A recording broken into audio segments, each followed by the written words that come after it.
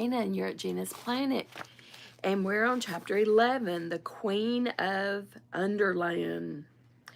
2 Earthmen entered, but instead of advancing into the room, they placed themselves one on each side of the door and bowed deeply.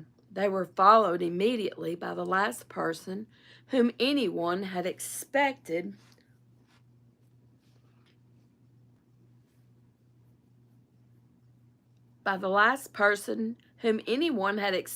or wished to see, the Lady of Green Kirtle, the Queen of Underland. She stood dead still in the doorway, and they could see her eyes moving as she took in the whole situation. The 3 strangers, the silver chair destroyed, and the prince free with his sword in his hand. She turned very white. Just Jill thought it was the sort of whiteness that comes over some people's faces, not when they are frightened, but when they are angry. For a moment the witch fixed her eyes on the prince, and there was murder in them. Then she seemed to change her mind. "Leave us," she said to the 2 Earthmen, "and let none disturb us until I call, or pain of death." And we're reading from the Chronicles of Narnia by C.S. Lewis, The Silver Chair. We're in book 6, and we're on chapter, I said 11, but chapter 12. Chapter 12, page 172. The gnomes padded away obediently, and the witch queen shut and locked the door. "How now, my lord prince," she said, "has your nightly fit not yet come upon you? Or is it over so soon? Why stand you here unbound? Who are these aliens? And is it they who have destroyed the chair which was your only safety?" Prince Rilian shivered as she spoke to him, and no wonder. It is not easy to throw off in half an hour an enchantment which has made one a slave for 10 years. Then, speaking with a great effort, he said, "Madam, there will be no more need of that chair, and you, who had told me 100 times how deeply you pitied me for the sorceries by which I was bound, will doubtless hear with joy that they are now ended forever. There was, it seems, some small error in your ladyship's way of treating them. These, my true friends, have delivered me. I am now in my right mind, and there are 2 things I will say to you.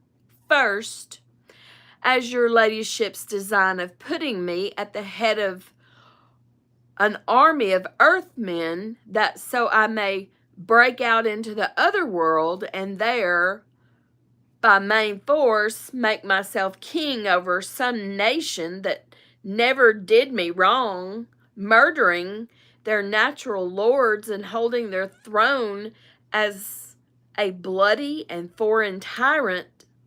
Now that I know myself, I do utterly abhor and renounce it as plain villainy. And second, I am the king's son of Narnia, Rilian, the only child of Caspian, 10th of that name, whom some call Caspian the seafarer. Therefore, madam, it is my purpose, as it is also my duty, to depart suddenly from your highness's court into my own country. Please it you to grant me and my friends safe conduct and a guide through your dark realm." Now the witch said nothing at all, but moved gently across the room, always keeping her face and eyes very steadily toward the prince. When she had come to a little ark set in the wall not far from the fireplace, she opened it and took out first a handful of a green powder. This she threw on the fire. It did not blaze much, but a very sweet and drowsy smell came from it, And all through the conversation which followed, that smell grew stronger and filled the room and made it harder to think. Secondly, she took out a musical instrument rather like a mandolin. She began to play it with her fingers, a steady, monotonous thrumming that you didn't notice after a few minutes, but the less you noticed it, the more it got into your brain and your blood. This also made it hard to think. Also, she had thrummed for a time, and the sweet smell was now strong. She began speaking in a sweet, quiet voice. "Narnia," she said. "Narnia? I have often heard your lordship utter that name in your ravings. Dear Prince, you are very sick." "There is no land called Narnia." "Yes, there is." "Though, ma'am," said Puddleglum, "you see, I happen to have lived there all my life." "Indeed," said the witch. "Tell me, I pray you, where that country is." "Up there," said Puddleglum stoutly, pointing overhead. I don't know exactly where." "How?" said the queen with a kind, soft, musical laugh. "Is there a country up among the stones and mortar of the roof?" "No," said Puddleglum, struggling a little to get his breath. "It's an overworld." "And what or when, pray, is this? How do you call it? Overworld?" "Oh, don't you be so silly," said Scrub, who was fighting hard against the enchantment of the sweet smell and the thrumming. "As if you didn't know. It's up above. It's up above. Up where you can see the sky and the sun and the stars. Why, you've been there yourself. We met you there." "I cry you mercy, little brother," laughed the witch. "You couldn't have heard a lovelier laugh. I have no memory of that meeting. But we often meet our friends in strange places when we dream. And unless all dreamed alike, you must not ask them to remember it." "Madam," said the prince sternly, "I have already told your grace, and I am the king's son of Narnia." "And shalt be, dear friend," said the witch in a soothing voice, as if she was humoring a child. "Shalt be king of many imagined lands in thy fancies." "We've been there too," snapped Jill. She was very angry because she could feel enchantment getting hold of her every moment. But of course, the very fact that she could still feel it showed that it had not yet fully worked. "And thou art queen of Narnia too." "I doubt not, pretty one," said the witch in the same coaxing, half-mocking tone. "I'm nothing of the sort," said Jill, stamping her foot. "We come from another world." "Why, this is a prettier game than the other," said the witch. "Tell us, little maid, where is this other world? What ships and chariots go between it and ours?" Of course, a lot of things darted into Jill's head at once. Experiment house, Adela Pennyfather, her own home, radio sets, cinemas, cars, airplanes, ration books, cues, but they seemed dim and far away. Thrum, thrum, thrum, went the strings of the witch's instrument. Jill couldn't remember the names of the things in our world, and this time it didn't come into her head that she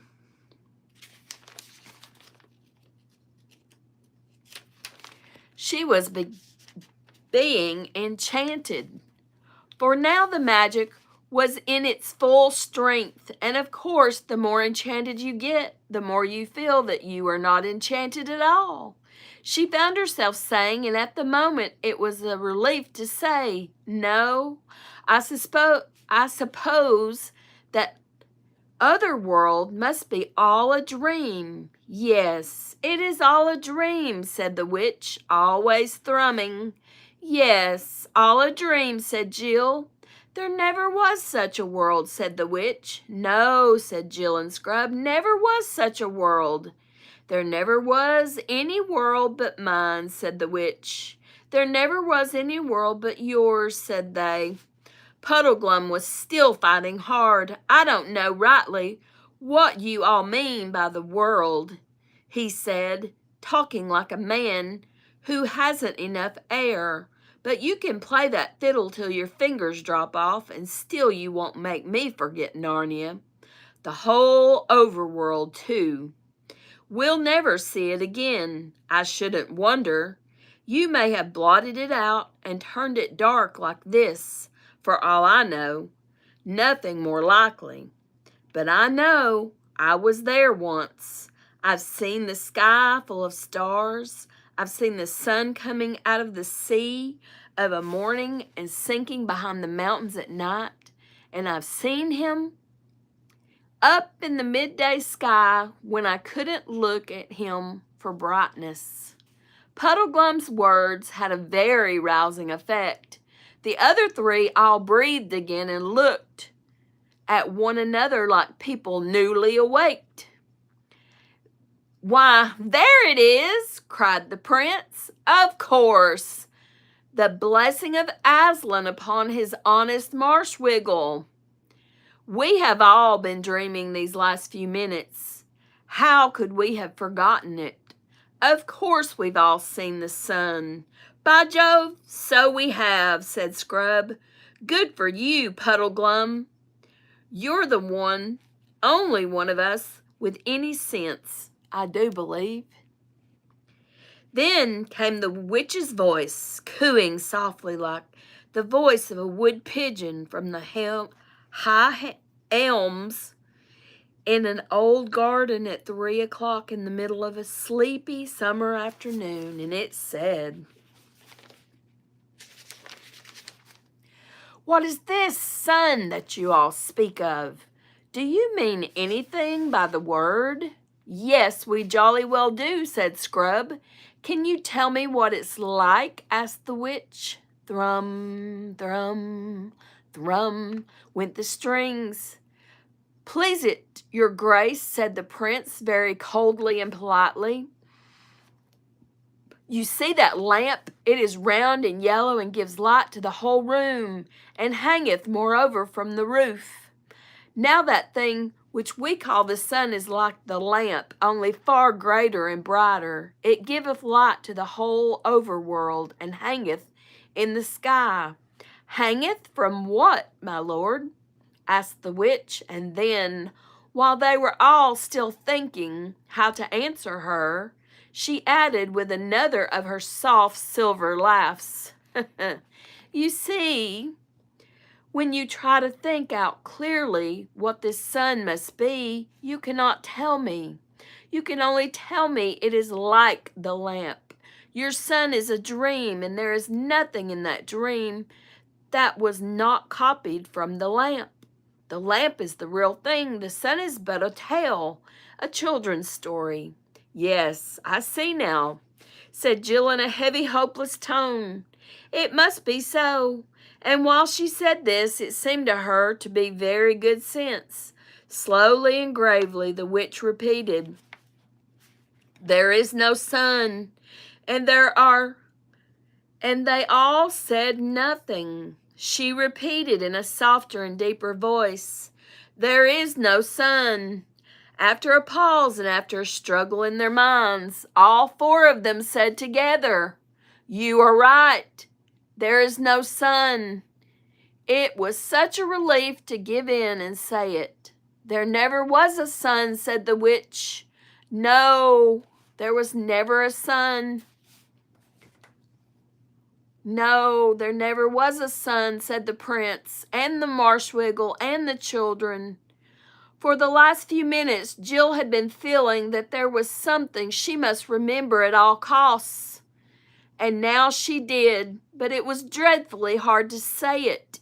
She felt as if huge weights were laid on her lips. At last, with an effort that seemed to take all the good out of her, she said, "There's Aslan! Aslan! Aslan!"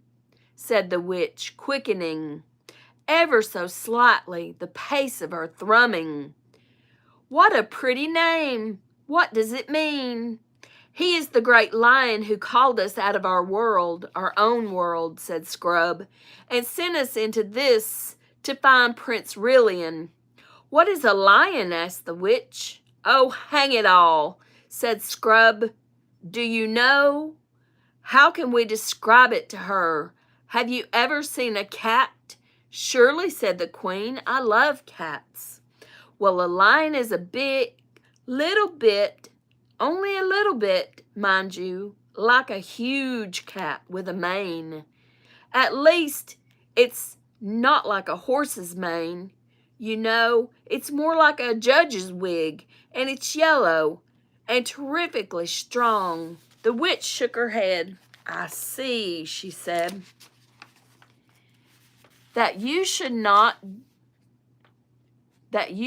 do no better with your lion, as you call it, than you did with your son. You have seen lamps, and so you imagined a bigger and better lamp and called it the sun. You've seen cats, and now you want a bigger and better cat, and it's to be called a lion.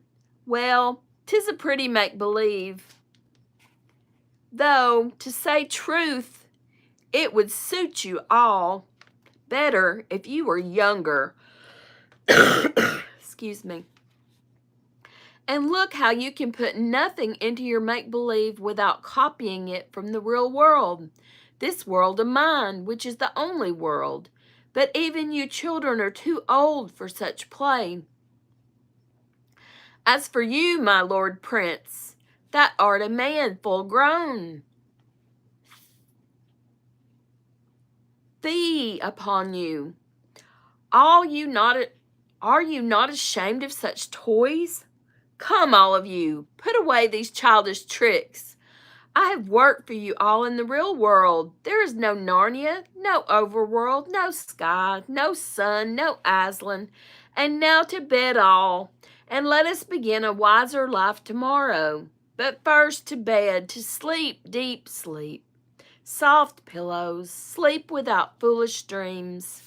The prince and the two children were standing with their heads hung down, their cheeks flushed, their eyes half closed, the strength all gone from them, the enchantment almost complete. But Puddleglum, desperately gathering all his strength, walked over to the fire. Then he did a very brave thing. He knew it wouldn't hurt him quite as much as it would hurt a human, for his feet, which were bare, were webbed and hard and cold-blooded, like a duck's. But he knew it would hurt him badly enough, and so it did. With his bare foot he stamped on the fire, grinding a large part of it into ashes on the flat hearth. And three things happened at once. First, the sweet, heavy smell grew very much less. For though the whole fire had not been put out, a good bit of it had, and what remained smelled very largely of burnt marshwiggle, which is not at all an enchanting smell. This instantly made everyone's brain far clearer. The prince and the children held up their heads again and opened their eyes. Secondly, the witch, in a loud, terrible voice, utterly different from all the sweet tones she had been using up till now, called out, "What are you doing? Dare to touch my fire again, mud filth, and I'll turn the blood to fire inside your veins." Thirdly, the pain itself made Puddleglum's head for a moment perfectly clear, and he knew exactly what he really thought. There is nothing like a good shock of pain for dissolving certain kinds of magic. "One word, ma'am," he said, coming back from the fire, limping because of the pain. "One word. All you've been saying is quite right. I shouldn't wonder.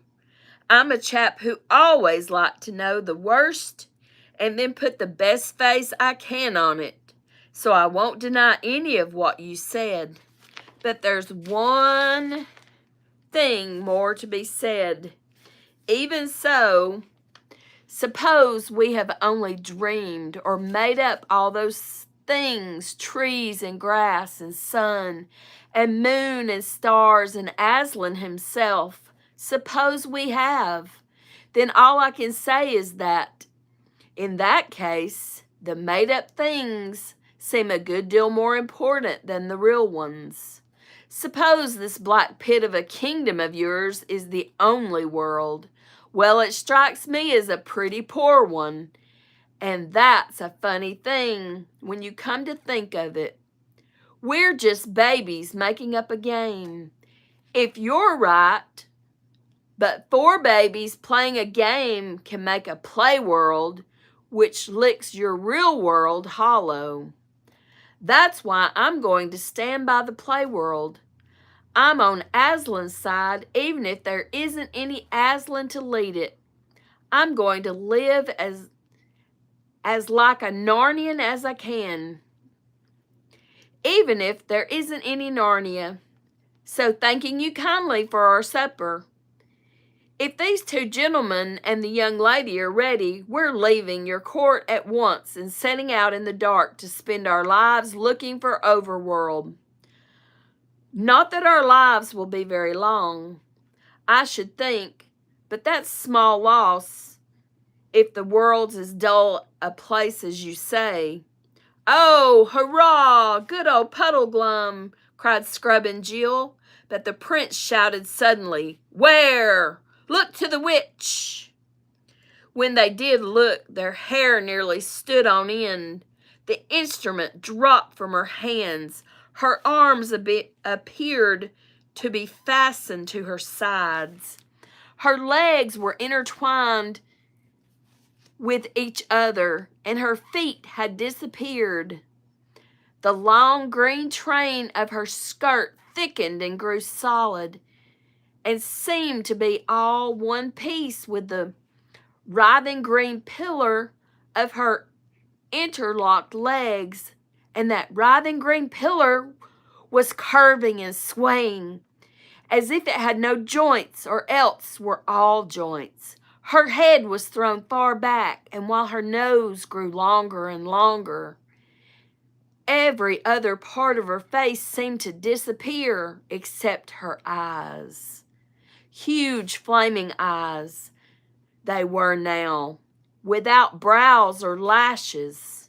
As this takes time to write down, it happened so quickly that there was only just time to see it. Long before there was time to do anything, the change was complete, and the great serpent, which the witch had become green as poison, thick as Jill's waist, had flung 2 or 3 coils of its loathsome body round the prince's legs. Quick as lightning, another great loop darted round, intending to pinion his sword arm to his side.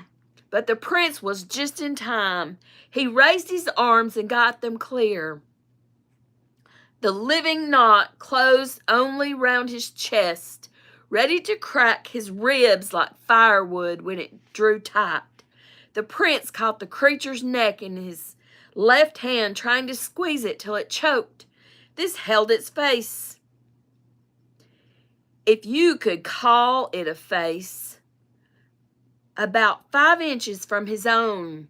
The forked tongue flickered horribly in and out, but could not reach him. With his right hand he drew back his sword for the strongest blow he could give. Meanwhile, Scrub and Puddleglum had drawn their weapons and rushed to his aid, and 3 blows fell at once. Scrub, which did not even pierce the scales and did no good, on the body of the snake below the prince's hand, but the prince's own blow and Puddleglum's both on its neck. Even that did not quite kill it, though it began to loosen its hold on Rillian's leg and chest. With repeated blows, they hacked off its head. The horrible thing went on coiling and moving like a bit of a wire long after it had died, and the floor, as you may imagine, was a nasty mess. The prince, when he had breath, said, "Gentlemen, I thank you." Then the three conquerors stood staring at one another and panting. Without another word for a long time, Jill had very wisely sat down and was keeping quiet.